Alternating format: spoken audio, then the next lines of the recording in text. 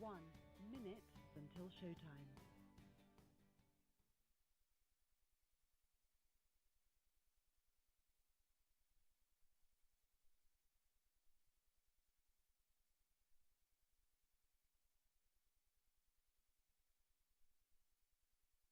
Yo-ho! Let's try that again.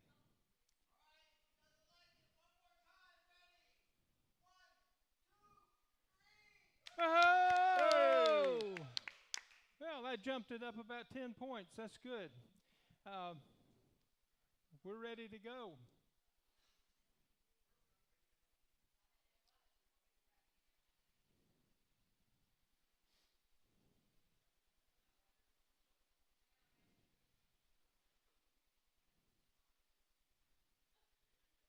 Your show will go live in 5 seconds. 4, 3, 2, 1.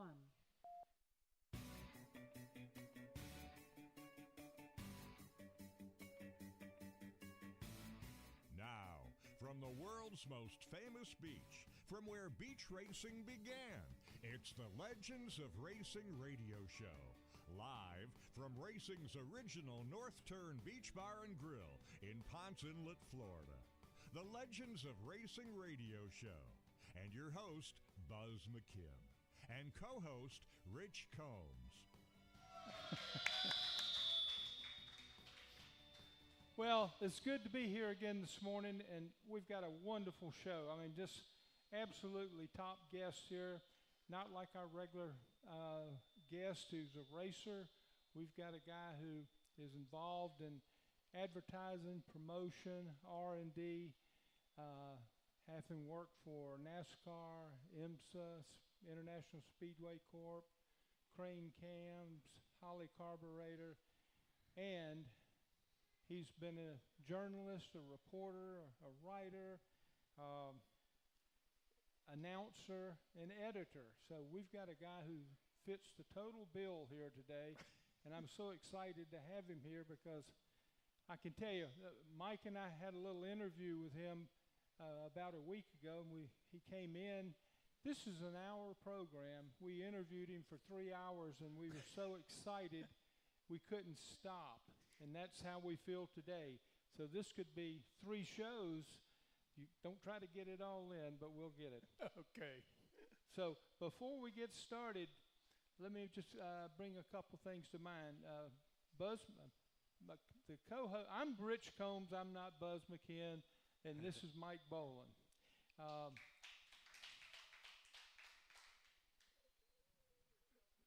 Buzz McKim, had an accident, a fall, and got beat up a little bit. He's recovering. He's getting better every day, and we expect to see him back. It's like anything else. You don't know when the day he's going to be back, but it won't be long before you have me by the back of the collar jerking me off the stage. So for Buzz, I know he's listening in today. We hope you get well, buddy. And also, to bring you up to date, we are live on YouTube right now, and that will be the show. At the end of the hour, this show will end on YouTube, but will be posted on Facebook, and it'll be there for eternity, so you can, if you're really excited, you can go back and look at this next year and the year after that type thing. This part of the show was brought to you by Staples on International Boulevard. We all know what Staples provides, and we'd recommend you stop in to see them for your stuff. Now, the guest, Mr. Jim Hill. Jim Hill. Yeah, James. I was only James when I was in trouble. Okay. Well, you'll be Jim here the whole time you're here. Just moving along here, I think I've given a pretty good indication of what you did, and think about the times when you were a kid like me and you were 15, 16 years old and you wanted to be in the performance industry, you wanted a hot rod. Usually you're stuck with painting your wheels red. You remember those days? My cars always run faster with red wheels. Got to have red wheels. Yeah. But this guy was doing all of that work, and he was doing part of the R&D. He was doing the photography. He was doing the writing. He was getting it published, and he was getting paid for it. That was the best thing of all, was I was getting paid. Wasn't a lot, but it was something. Yeah, Jim, since we're talking about that history that you have, if it's all right with you, I'd like to take you back to your early days in 1970 when you started work with Crane Cams, working in their public relations and managing department. And give us a little background of what all they had you do, what was your target demographics and things of that nature. And I'm sure you had a mentor there that that helped educate you in Crane Cams and bring you forward.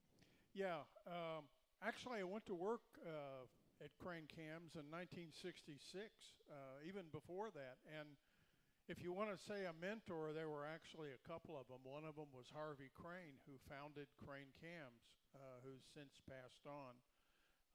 The other one was another gentleman who was a vice president. He was a racer himself, David Smith.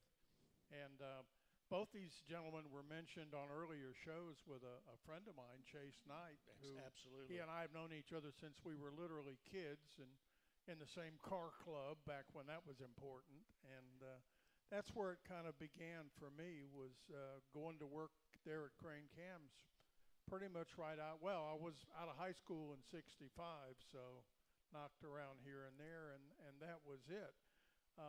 In 1970, as you had mentioned, I left Crane and I went to the Detroit area and I worked for Holly Carburetor. And doing the same things that I did for Crane, I started at Crane doing ads and what have you, kind of as an off-the-wall thing. I wrote for a newspaper that was based out in California at the time on drag racing. It was called Drag World, and also Drag News, which was an independent publication, and National Dragster, which was NHRA's house organ at the time. Well, I got a call from the guys at Drag World, said, can you run over to Crane and see if you can sell him an ad? So I said, yeah, sure, why not? So I went and I talked to Harvey Crane, and he ended up buying an ad, and got to know, I had known him and met him before there at the races in the area, and it just kind of went from there. And the next thing you know, I was asked, would you like to come to work for Crane? And I said, boy, are you kidding? Yeah. You're going to pay me too? And I was really excited because I had been involved since I was old enough to sneak under the fence and get into the races. So it was great. That's wonderful. I obviously never knew Mr. Crane, but everybody that I've ever heard speak of him, if it had to do with racing or promoting racing, he pretty well signed up for it in either print, voice, or whatever it was to promote the sport. Yeah, well, Harvey was, first of all, he was a wonderful person. I knew him very, very well right up to the very end. And he was always involved with, two things. He wanted to support the little guy that was a racer, and he did that by offering contingency money for races, run his decal, and he'd pay you if you won. And he was also very much supportive of that grassroots area of racing because he knew that's where the real money was. The pro guys wanted everything for free and you had to pay them, and hadn't changed a bit today. But that's what he thought was where the market was, and in those days it actually turned out he was absolutely correct. Absolutely, absolutely. You had mentioned Chase and you guys going back to your childhood times back in South Florida.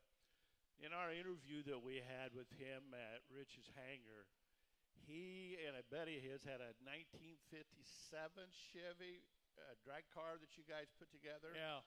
And they were turning a Chevy 283, for those who know what a 283 is, 8,500 RPM plus, and keeping it together. Sometimes plus was the answer, especially if a shift was missed. Yeah. So that's phenomenal in my world.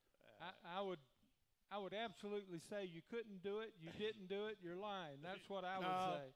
All mine would do 6,000, and that's it. And hope they stayed together at 6. Yeah. It was those good Crane Cams that we used. I bought a few along the way. Oh, that's an interesting story. Mike did mention also about your days sneaking through the fence. When we talked with you earlier, I thought that was a great story of how you got started. 14 years old? Oh, 15? I was about, I think I was 11 or 12 actually. My parents had moved from Miami to Hialeah, which, if you're not a Floridian, Hialeah is a suburb of Miami. Um, at the time, there was an abandoned, deactivated airfield, Amelia Earhart Field, and they had drag races there every first and third Sundays. They were sanctioned. They weren't, wasn't midnight street racing type things. And I heard engines, and I jumped on my bike and went over there, and I'd already explored over inside the hangar there and knew where to get in under the fence. So that's how I first started, and I was apprehended the first couple times, several times on my bike and thrown out and told not to come back. Well, of course, that meant, hell, I'm going right back. I finally, gentleman who was a promoter and very well known in South Florida for racing, and with NHRA for years, a guy named Ernie Shorb, who's since deceased. And he collared me up one more time. He said, well, if you're going to keep sneaking in, I'm going to put you to work. So he gave me a stick with a point on the end and said, pick up hot dog wrappers and you can stay. Well, your means of job interviews there and with Mr. Crane is a little bit unusual on the way you interview for jobs and positions. Well, yeah, Harvey wasn't a very formal person, although he had this habit of wearing a white shirt and a bow tie, even when he went to the races, which to me was sort of strange, but hey, it worked for him. And yeah, I had known him because I had done reporting before for different races around the area. And then when I went up to sell him the ad, he had remembered me, and that was good. So it wasn't too hard to sell him an ad because, I was writing, and I always managed to stick a plug in for the local company, and that was Crane Cams at the time. Well, other than promotion and advertising and specialty promotion for products, companies, manufacturers, tell me about some of the other things that you did along the way, like R&D, for example. Were you involved? Well, yeah, I'm not an engineer, okay?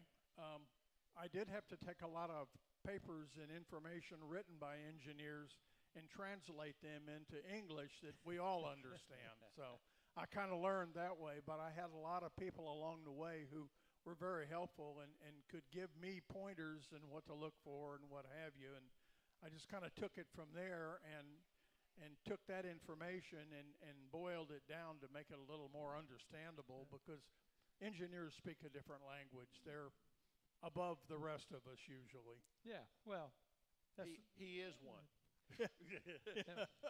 I was trying to explain at the breakfast table this morning about a wing on an airplane. And what brought that on, we saw on TV, there was a boat somewhere that had a canopy over it, and the wind got behind it, and it made a wing out of it, and it blew it off. And I went into this long tirade and drawing pictures of wings and why that would have lifted up. So I understand. My wife understands, too. She's with you. She may tip you at the end of the show. So, yeah, that's really good. Thinking about knowing you've been with all of these companies and all of these magazines, what about the people you promoted?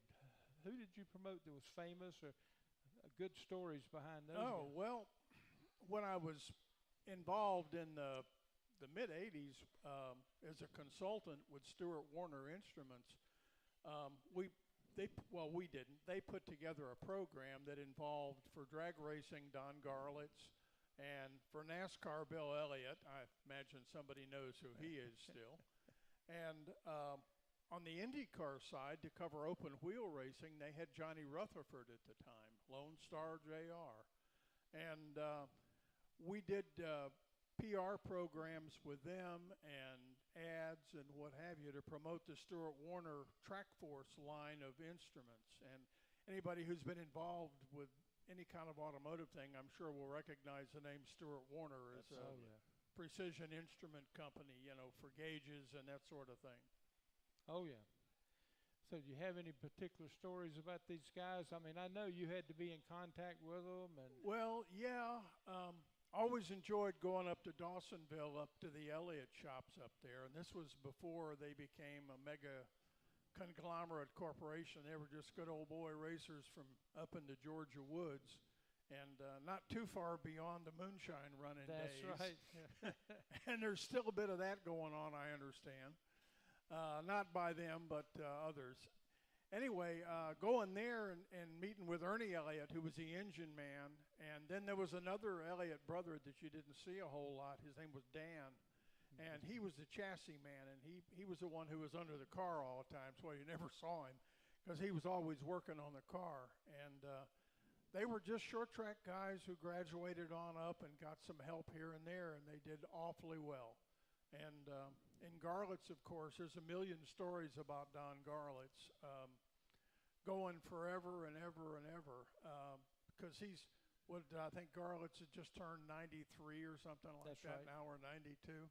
And he's still going. He runs that museum, and he's around all over the place. Yeah. And that and Johnny Rutherford. Rutherford was an interesting character. He actually drove and sat on the pole here at Daytona one year in Smokey Yunick's car, and it was a 63 Chevrolet, and it had what they called the mystery engine, which really was a 427.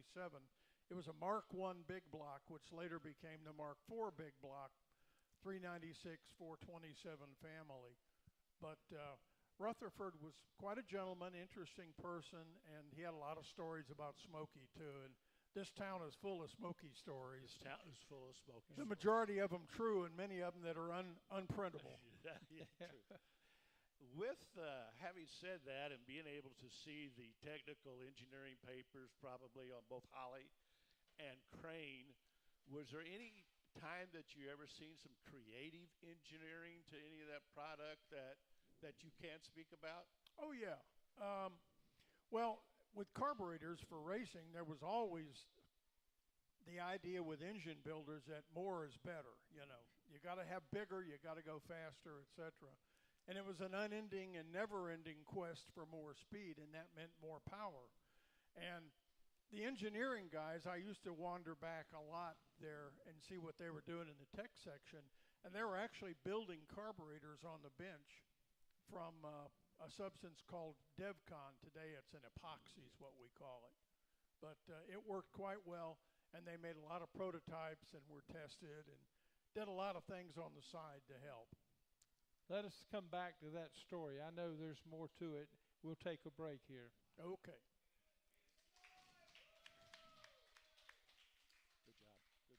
Good job. Good job. Yeah, excellent. The caution flag is out. Time for a break. We'll be right back with the Legends of Racing radio show. At Beach Boys Embroidery and Tees, it's all about making you happy. Beach Boys Embroidery can customize your athletic golf apparel, caps, hats, badges, buttons, magnets, backpacks, bags, totes, clocks, watches, oh, and of course, T-shirts. Sure, they're at 2033 South Ridgewood Avenue in South Daytona, and they're waiting for you to call now. 386-255-5880. Beach Boys Embroidery and Tees. Let Aloha Marine get you on the water with huge discounts on great brands like Bayliner, Carolina Skiff, Hurricane, Key West, and Regal. Pay as little as $169 a month with 10% down and approved credit. Don't wait. Get to Aloha Marine, 1700 North Nova Road, Holly Hill, Monday through Saturday. 47 years and always better than boat show prices. We're back from where it all began, racing's original North Turn Beach Bar and Grill. The Legends of Racing radio show continues with your host, Buzz McKim, and co-host, Rich Combs. Okay, we're back with Jim Hill. You know, I did a little write-up before we came on today, and one of the things I wrote about Jim, I said, you're an unofficial historian of the performance and racing world. I don't know about How do you historian. answer that? That sounds like a Smithsonian question, but I'm not at that level for sure. Well, I wrote it. That's how I believe. You're talking about all the things as a young man, and every young man that's out here in our audience came through. You know, they were spending that 25 cents to get a Hot Rod magazine Yep. to see what you were going to say. And you were 18, 19, 20 years old. You were no older than the guys who were trying to sell magazines to. Well, yeah, I guess mainly because of the fact that I had such an interest and desire to get involved in that. And that was a way to get in, and it just kind of paved the way for a lot of other adventures in motorsports. Well, I said we'd come back to the carburetor deal. You were doing one for Ford and for Chevrolet at the same time? Yeah, at the time I was at Holley, it was early 70s, 1971, 72, and Holley got invited by Ford Motor Company to create a carburetor very quickly for a brand new car they were going to bring out, a whole line. It was called the Ford Pinto, and the Mercury version was I forget what they called them now, but it was a Pinto with a different badge. And it was a little four-cylinder, and if you remember, it was during the gas crunch, the very first gas crunch where gas rose from 30 cents a gallon to the unheard-of price of 50 cents a gallon, and there were lines, and, you know, we had it all. Well, Ford wanted to put this car out there that was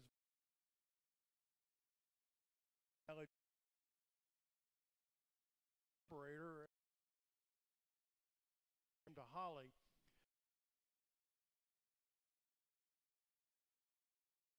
Originally through a licensing from Weber.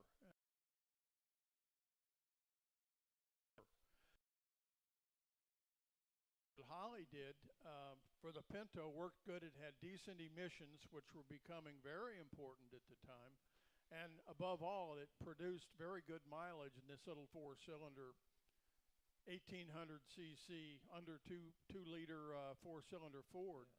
Yeah. And we had to put on a presentation for the Ford engineering people. So I was on vacation down in Miami area.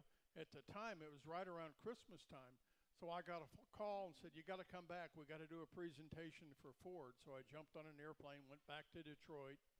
We went to work putting together with the R&D people at Holley and engineering, putting together a presentation. And this was the day before computers and, you know, the electronic aids that we have today. So it was a slideshow.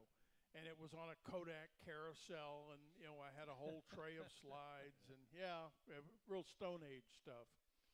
And we're putting on this presentation for the engineering group there, and all in a darkened room, of course, so you could see the slides on the screen.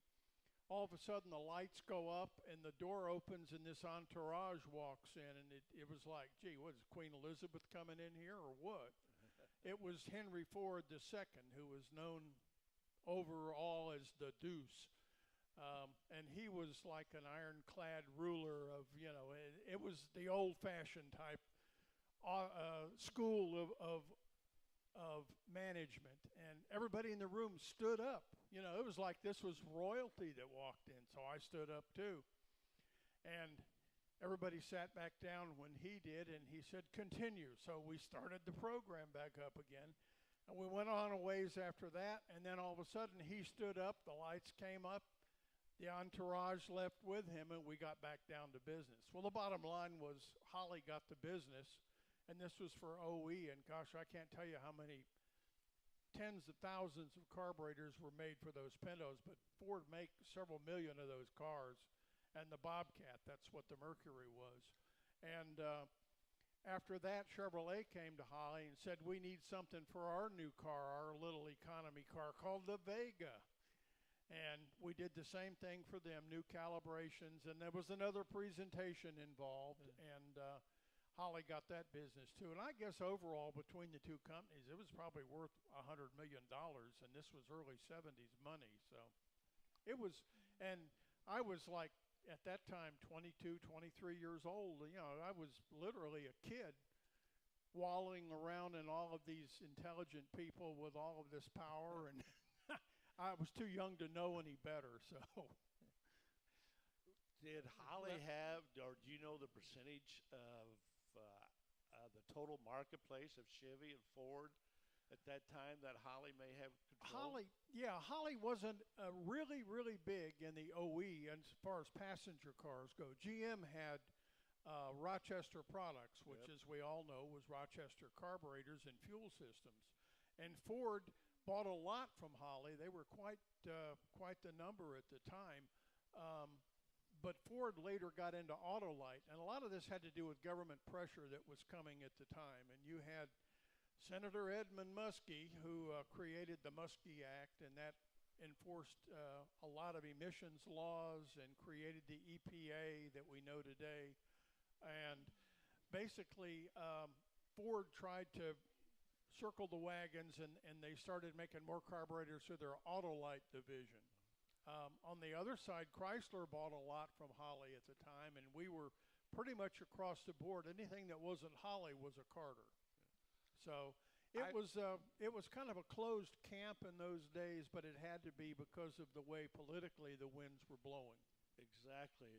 And my point to asking that was the 22-year-old young man that put this presentation together circumvented a system that was already defined of who was going to get the business, and you broke it in for Holly. Well, I put the presentation together, but mine's far above mine were what created the product and was able to get the engineering foundation and convince them. And more important than anything became the fact that Holly said, yes, we can do this. You can put your cars out. And I think the first model year for the Pinto was 71. So, we got them on the road quickly, got them out there, and it was a major, major effort inside of Holly to get that going. And certainly it was at Ford, too, because they literally took and created a car from scratch. And then GM at the same time was working on the same thing, and, of course, that became the Vega. And it was those days were very interesting. It was just at the very dawn of the emissions age, and a lot of government regulations that have since come way into play. That's an interesting story. With that interesting story, you're talking about specialty manufacturers to cars and most of what you're doing, but yet you had some interchange with the big three. Right. Were there other programs with the big three that you worked on, or? There was a lot of active racing. First of all, General Motors did not endorse racing in those days, in the 60s and 70s, by edict but that didn't stop the divisions from doing things. It became kind of a joke in a way because GM, even though they couldn't directly fund and promote racing, they supported racers' programs. A guy named Vince Piggins was well known to everybody in the performance industry. Piggins was known, he was in Flint, for getting the right kind of parts out to the people that needed them at Chevrolet. And that meant a lot of what they called off-highway parts. And they were racing parts, okay. There's no doubt about that. Yeah. They were pure racing. And they gave help to a lot of very loyal GM racers, one of which was a guy named Bill Jenkins, who ran Pro Stock and before that other things in drag racing. And on the circle track side, Junior Johnson and the Allisons and a lot of people got a lot of help from them. And it was all under the table and doing what it could. Incidentally, I should mention, most people think that the Allisons are the Hueytown guys, the Alabama gang. Well, the Alabama gang originated in Miami, Florida, thank you. Bobby and Donnie, and there's a third brother you never hear about. He was always back at the shop working, is Eddie. He was the parts guy, and he got things done for him. And other people from down there, too, that traveled north. Obviously, Red Farmer, who's literally legendary as far as a driver in NASCAR and a lot of other places. Well, before we go to break, when when you were a young man and all this was happening around you, there was success. You could grab it anywhere. It sounds like you got all of it. Did Tried. you, at that time, as a young man, did you just think it's all fun and games, or were you a serious businessman attaching it in that way? Oh, no. I wasn't a serious businessman. I was an enthusiast and a fan and everything all together. I just wanted to get my hands in the middle of it and do all I could while I could. Were you married at that time? No, not until the early 70s. That's why you could do it. Yeah, that's right. Fun and games. That's what it was. Afterwards, my wife has reminded me I easily spent a 3-bedroom, 2-bath home on racing. So, And a lot of time away from home. yeah, a lot, unfortunately.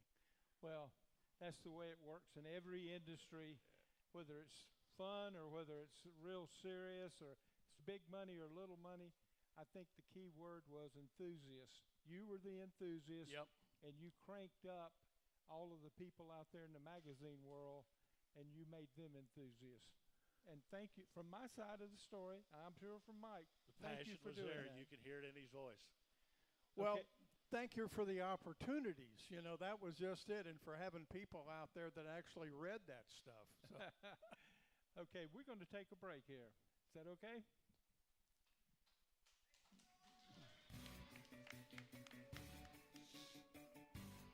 The caution flag is out. Time for a break. We'll be right back with the Legends of Racing radio show. Racing's original North Turn is our broadcast headquarters. If you're looking for a good drink, great entertainment, and the best in food, they're right on the beach at Racing's original North Turn. Come on down to dinner tonight. Here are a couple of testimonials. These are actual testimonials from people who have enjoyed the North Turn. Been there many times, always great food and drinks, great location on the beach. And another, what a great experience. It's my new favorite restaurant in the Daytona Beach area, Racing's original North Turn on South Atlantic Avenue. That's A1A in Ponce Inlet, about 3.2 miles south of the Dunlawton Bridge and A1A intersection. It's Racing's original North Turn, a restaurant, museum, bar, gift shop, live music. That's Racing's North Turn. Racing's original North Turn has been voted by you best beach bar top 10 year after year after year. We're back from where it all began. Racing's original North Turn Beach Bar and Grill. The Legends of Racing radio show continues with your host, Buzz McKim, and co-host, Rich Combs. Hey. Okay, we're back with Tim Hill. Jim Hill, sorry. Tim was another guy. It's okay. Just spell my name right. That's all. I don't care. B-Y. So we have with us out of the audience here our questioner, and this is Tony's question time. Hey, Tony. He's an enthusiast. He's probably owned 50 of your products at least on 50 different cars. He's a hot rod guy. Well, thank you. I did want to pass something along first. You mentioned Don Garlitz. I saw this week that somebody at NHRA downgraded his license to 145 miles an hour. And he took exception to that, and apparently someone much higher up told him that he could drive anything he wanted at any NHRA event. Yeah, absolutely. Yeah. Absolutely. Knowing Garlitz, he probably suggested where they could put that edict. I'm curious, working for Holly, Yeah. working with Ford and GM, Ford owned Autolite, you mentioned. And Chrysler. GM owned Rochester. Right. Were you involved in, again, I know they use dual pump Holleys on the Z28s, the 2-barrel Holleys on the 427s and that. Were you involved in any of getting that done, and how hard was it? Well, at the time, GM, Ford, and Chrysler were building cars that went fast. This was the 60s and into the early 70s when emissions and insurance killed the muscle car, period, okay? Later, they came back and found ways to circumvent that, but they weren't like they were in the 60s and the very early 70s. I mean, you had Chrysler building a short run of Dodge Darts and Plymouth Barracudas with 426 Hemis and two 4-barrel carburetors in them. These are 500 horsepower engines. And it said right on there, not for highway use. You know, well, gee, that means it must be a race car. And I was involved at Holley at the time when there were a lot of things going on, and I was kind of working on the side too, and I was involved with a guy named Doug Nash, who worked very closely with Ford and did a lot of other programs too. And he did intake manifolds for Ford, and he also got a contract. He did a lot of work for Pontiac division. Pontiac was going to go Trans Am racing, and they decided that they needed to subcontract this and keep it under the table. That was at the time towards the end when John DeLorean was still at Pontiac, and I think everybody remembers the name DeLorean. Oh, yeah. Well, John had a brother right there in the Detroit area, George DeLorean. God bless them, they're both gone now. But George was an engine builder and racer and what have you, and Pontiac decided they were going to go Trans Am racing. So they went and they created a whole program of engines and intake manifolds, and Doug Nash did all of that. Doug Nash is probably better known, though, for the 4+1 5-speed transmission, which was a manual shifted transmission, and then later he created a clutchless version, which all you had to do was move the letter, no clutch, and it went to the next higher gear. But, yes. Thank you. Okay. Thanks, Tony. Well, Doug Nash is a name that everybody knows. I mean, and you knew him better than anybody else. I was very lucky. I first met Doug. He came down to Florida, down to South Florida in the winter one time. Doug worked for Ford. His dad was an engineer at Ford and retired from Ford, and Doug worked for Ford in the engineering department too. He had a factory deal. He had a Mercury Comet that had a 289, and it had a special factory option of high compression. It was 12 to 1. Standard was about 8 to 1, 9 to 1 at the time. And it also had 8 Weber carburetors on it too. And Doug ran that car, and then the next thing he built was an aluminum chassis Ford Bronco, the original Bronco. Only this was like what they called a funny car. And it had an injected on nitro small block Ford in it. And then Doug got heavily into the business end of it, created the transmissions, for which Don Nicholson, who was a very well-known drag racer at the time, ran the prototypes for him and proved that it would work. And then he went into actually creating the castings for the cases, which were magnesium, and all the gear sets and all that. And Eaton over in Marshall, Michigan, made the gear sets for him for those transmissions from his drawings. Where did the R&D money or the financing for this development come out of Mr. Nash's pocket? Out of his pocket, literally, yeah. It was literally done in-house by them, and Doug was a very, very good racer, engine builder, tuner, car builder, etc. He was on top of it all, and he financed the whole thing right out of his pocket. The first prototype was made out of taking 2 T&C top-loader transmissions and cutting it in half, literally, these cast iron cases. And then they were welded back together, and then he machined the gears and cut them to fit, and that's how he started. And it was his idea that we needed more gearing for the time, and the original transmissions became super popular with drag racers. Everybody had one of those things, those 5-speeds.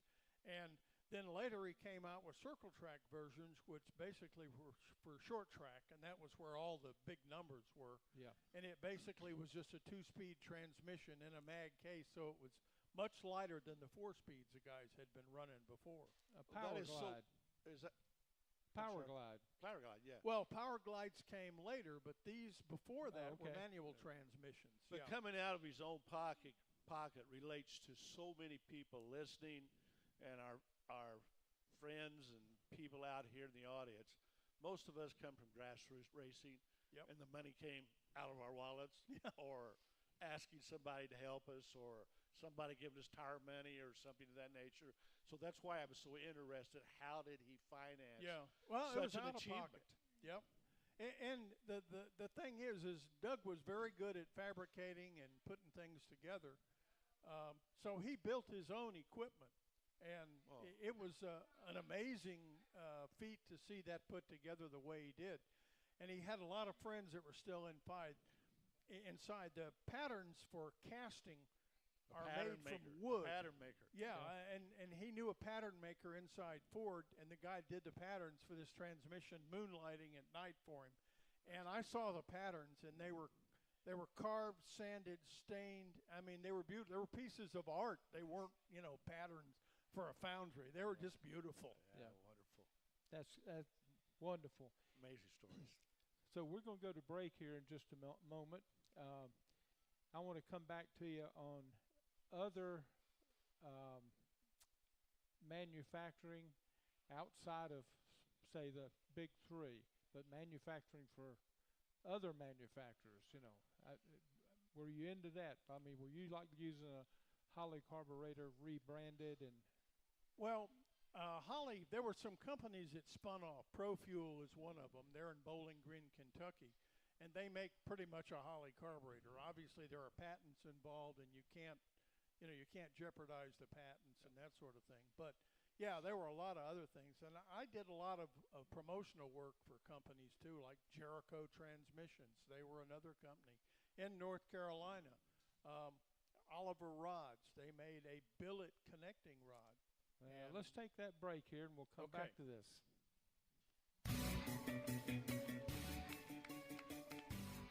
The caution flag is out. Time for a break. We'll be right back with the Legends of Racing radio show. Daytona Flea and Farmers Market is still the one for great savings and the best variety. Whether you need flowers and trees for your home or you're looking for great prices on Daytona Beach souvenirs, the market is the place to go.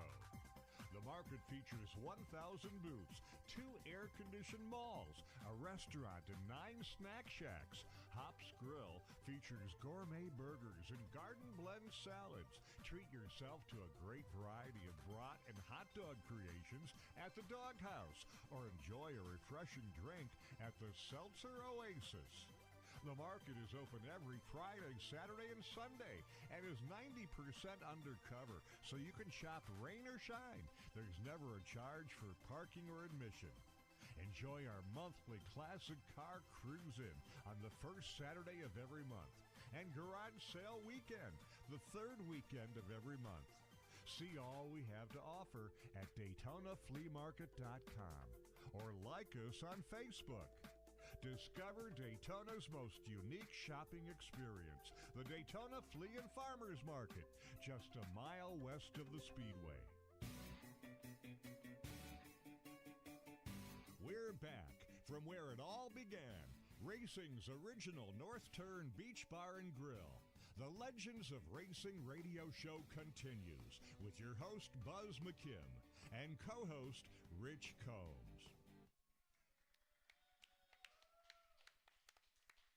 Okay, we're back with Jim Hill. Just fascinating story about his life, and we've only got little pieces of it. But we have with us another questioner from the audience, and this is Bill. Bill's just coming back from having a knee operation, and he can use some of those words that you would like to use about what happened to his knee. Hey, good to see you here. I'm kind of a northern guy, so I always have northern questions, but I don't want that to be held against me. But, the Corvette people, Zora Duntov, and then along came Carroll Shelby with those kind of cars, and just opened up a whole new field of speed. Right. And then later on, fuel injection came about with throttle bodies rather than carburetors. Right. Mm-hmm. And how did the industry digest all of this and keep it separate but unique in itself? And Rich will tell you about a make-believe, I guess that's not a good word, a copycat for a Cobra. Where does it all come out now in 2024? Where are we? Where are we going? Well, I think you can say that if you look back and you go back to the period of the 70s and how the industry has progressed since then, probably the one word that drives everything today is emissions still. And that became very, very much a household word in Detroit in the very early 70s. And it came about as the result of the Edmund Muskie Act, which suddenly produced standards that the automakers had to meet. And since then, they've been lowered and lowered and lowered. And today, we've got emissions, okay. We also have fuel economy and carbon deposits left by engines, the IC engine that's out there still, and safety. Safety is another main consideration today. Probably everybody in here is driving a car with an airbag that might pop out if you crash it, and that's a good thing because those airbags have saved a lot of lives. But as far as people like Carol Shelby and Zora Duntov, they took a passion for cars. Duntov was an engineer, and he was a very intelligent one, too. Matter of fact, Holly hired Duntov later as a consultant when they decided to get into the intake manifold business for carburetors.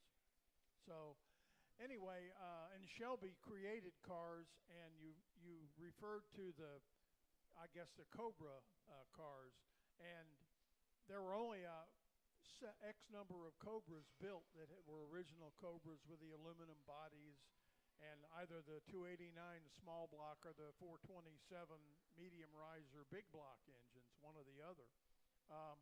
But they created cars that, who would have thought that you could take a car like that and stuff an engine that big in it? But Shelby did, and he was quite successful at it. And today, an aluminum, a big block car is probably, what, $1 million car, I guess. More. Maybe more than $3 that, million. Yeah. So that's really, and they were enthusiasts. Duntov, although he was an engineer, worked inside GM. He also worked kind of on the sides, too, where he could to get his program through. And he was very instrumental in the Rochester fuel injection systems that appeared first in Chevrolets in 1957 model year, and also Pontiacs. Not a lot of people know that you could get a Rochester injection system on a Pontiac at the time, the 347 Pontiac motors. So they were still there. They're still, they were working right up till the last days they breathed. Listen, it's great to have you here. Thank you. I think the knowledge that you put out here, for some of us that understand a little bit about what you're saying, it really helps put it all together for old people. That's me too. Well, listen, thank you again for coming in. I can speak for the audience. You ought to come back again. Thank you. It's my pleasure. Bill. I think Good questions, Bill. Good questions. I think Rich and Jim, as the sign says, Legends of Racing Radio Show, and a lot of people think we're looking for people that sit in the seat and what position are in P1 through P30. These guys in the background makes all that happen that we get to watch, and they get the big name. But this development work, this R&D, this passion, this writing about, trying to learn how to make your $15 or $25 little street racer go, is where we learned that from these guys like here. These are the legends that we're trying to bring forward to our audiences that's here and our audiences on YouTube and Facebook. Well, yeah, I agree with you wholeheartedly. Myself, I consider myself to be a behind-the-scenes guy. There were hero drivers and that sort of thing, and plenty of them out there, and I knew a lot of them because of what I did. But there was all sorts of people back there in the background that you'd never hear of that just have wonderful stories. One of them, a guy that I worked with at Crane, and before that at Holley, was a guy named Ralph Johnson.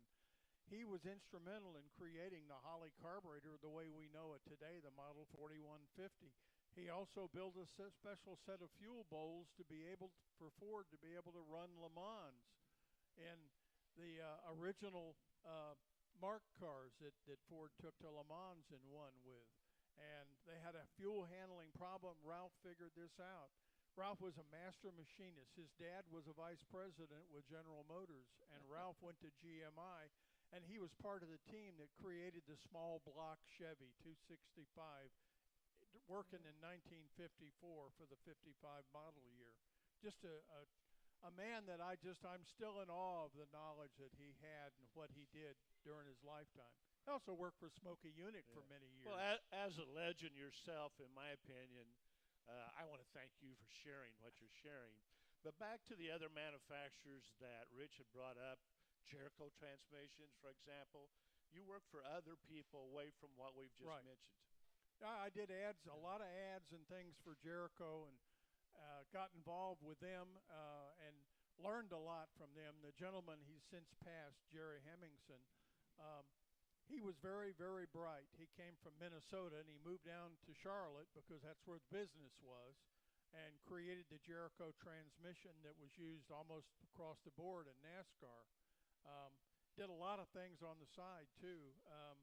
He worked with Ford during the Elliott heyday years and created a use for a brand new lubricant that they came up with that later became across the board. We all know it today as Mobil 1. And it has a consistency of maybe Wesson oil or thinner than that. But they were using it in Elliott's car in the rear axle as well as the transmission and the engine. Let me stop. They were going you here. fast. We need to go to a break. Keep that thought in your mind. Oh. The caution flag is out. Time for a break. We'll be right back with the Legends of Racing radio show. Welcome to Homewood Suites by Hilton in Daytona Beach. You're right in the middle of all the action. Daytona International Speedway, the airport, One Daytona, Florida's newest entertainment and retail destination, and of course, the world's most famous beach. You'll love our newly remodeled 1- and 2-bedroom suites, along with our popular King Studios. You won't need your full kitchen, as Homewood Suites Daytona serves up complimentary breakfast and evening social. It's like home away from home. Go to HomewoodDaytona.com for Homewood Suites by Hilton in Daytona Beach. We're back from where it all began. Racing's original North Turn Beach Bar and Grill. The Legends of Racing radio show continues with your host, Buzz McKim, and co-host, Rich Combs. Well, we're back, and Mike is just saying, where'd the hour go to? You know, this goes fast when you have all this interesting stuff. You can see why when we first met Jim, we spent 3 hours talking to him so he could come in and do an hour show. And I think we didn't want to leave at that point. So we have a third questioner here, and this is Larry. Larry's got a question for you. Hi, Larry. Hi, Hey, Jim. Larry. Thanks for being here. Since his name's come up a couple of times, I just want to start by saying Smokey belongs. We all have stickers. Smokey belongs in the agree. Hall of Fame, and that's what that means. We all carry stickers on the back of our vehicles. But anyways, have you ever heard of the Mark Times? Mark, M-A-R-K, Times, Mark Times. They used to come through the stands at the races when I was a young yes. person. They were Northern Tabloid, weren't they? Yeah, something Yeah. like that. Yep. They covered dirt racing, I think. Every dirt race track Yep. around our area, Yes. and some of the asphalt racing, which we saw a lot of the big name racers that turned out such. Mike Eddy raced a lot at Dixie Speedway. We even saw Johnny Benson and ARCA races. So Bob Kozlowski, we saw a lot of really famous people race, but we saw a lot of people that no one ever heard of race too. And it was always a family atmosphere. So I know that you met a lot of interesting people over time. Is there anybody that stands out in your mind that you interviewed or was intimidated by interviewing? Well, that's kind of a tough question because there's a lot of people out there that I've talked to and interacted with over the years who are just exceptionally interesting. And, it would be kind of hard to say, but I mean, Don Garlitz is one of them for sure. And Don's a I great have a guy. huge amount of respect for him and what he accomplished in racing because of the fact that he literally saved a lot of drivers' lives by deciding that he was not going to end up cutting his other foot in half, which he did because of driving a slingshot dragster with a fire-breathing nitro motor sitting right in front of you and your crotch sitting over the rear axle. And he put that motor where it belonged behind him and had a lot of trouble initially designing and coming up with a car that would actually handle. Nobody had been able to do that before, and he did it. And he was soundly denounced when he showed up with the first one. They said the old man's lost it now. He's completely gone off the edge. And he went out and run quickest and fastest of any car on the property and won the race. So suddenly, within a year, there were no more nothing but rear engine cars, no more front engine, and drag racing. But as far as stock car racing, I still have to think about the NASCAR guys, the Elliots, because as a family effort, and they were a pretty closed camp up there. And, I mean, they came pretty much out of nowhere, just short track racers from up there. And Dad owned a Ford dealership, so they got a little help there. But, I mean, they made their own way and did one heck of a job at dominating NASCAR. And to this day, Bill Elliott is still the fastest ever at Talladega or Daytona. And those records will never be broken because the rules have changed so much now. Jim, Bill Cushion has a car. He probably would like to hear you tell him about it. I heard that, a 390 powered Fairlane. That's got a Holley carburetor on it, too. Yep, and a 4-speed. Got a top loader 4-speed. Oh, it's an automatic. Oh, it's probably a C6 then. Yeah, and I'll bet it'll light the tires up when you want it to. So you're now famous, Bill. Again. So, Rich said it was yellow, too. It was hard to miss. And that comes from a man who is a member of the East Coast Drag Racing Hall of Fame. We might get him to sign your glove compartment, sort of like, Shelby does. Yeah, that was an honor. They're based in North Carolina, and I was kind of when they first called me about that. The lady said, "Well, we'd like for you to come for the induction ceremonies, and you've been nominated and named for the Hall of Fame." I thought it was a joke. People play jokes on me a lot on the phone. I said, "Yeah, okay, sure, whatever, And come to find out, it was true. So, but it was quite an honor. And I got to say, it's an honor to be on this program today and share some of these memories because, these are people sitting out here that have heard some of these stories and some of them haven't. But yeah. Thank you, people, for enjoying this and still enjoying racing, because racing today it's changed like everything else. It's life, and it moves forward, and it's never the same as it used to be, and probably never will be. But there's still an awful lot of people that love it. Well, we're sort of short in our audience here today because it's that time of the year, school starting back, vacations are We need off. snowbirds. Yeah, it's hot, but it's going to be more people here, and we'd like to get you back to. You've told us about your young side of life, those carefree years where you were doing what you wanted to do. We probably want to talk to you about what you've been doing since 1970. Is that right, Mike? Absolutely. I'm looking at his personal achievements here, and he's a very humble man, and there is like 10 or 15 personal achievements here that, for example, he was one of the 10 contributing panel members of the NHIR 50th anniversary. The credentials here is legendary. Yeah. That was the Winter Nationals, I think, wasn't it? Yeah.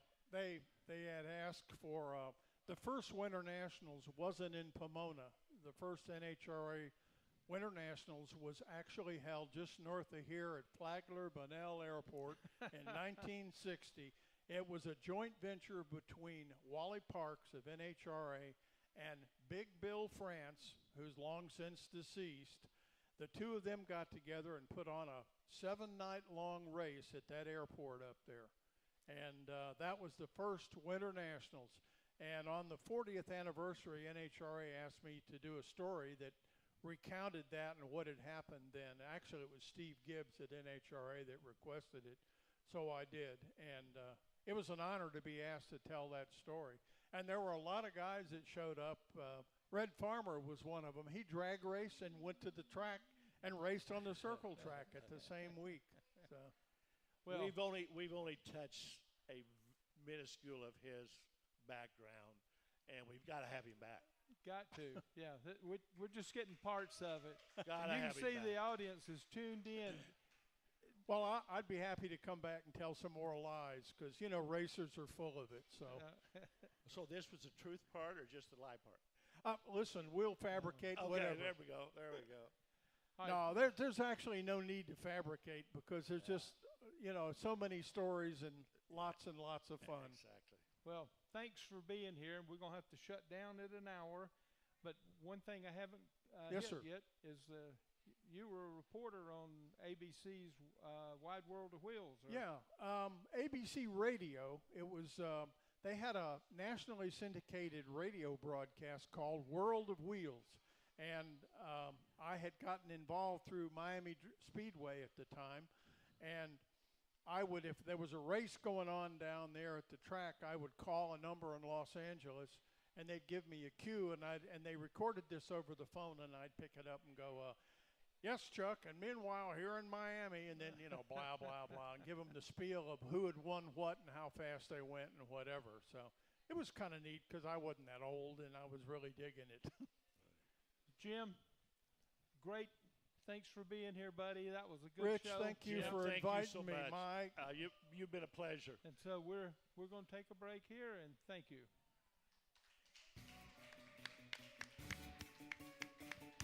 The Legends of Racing radio show originates live from the very spot where beach racing began. Racing's original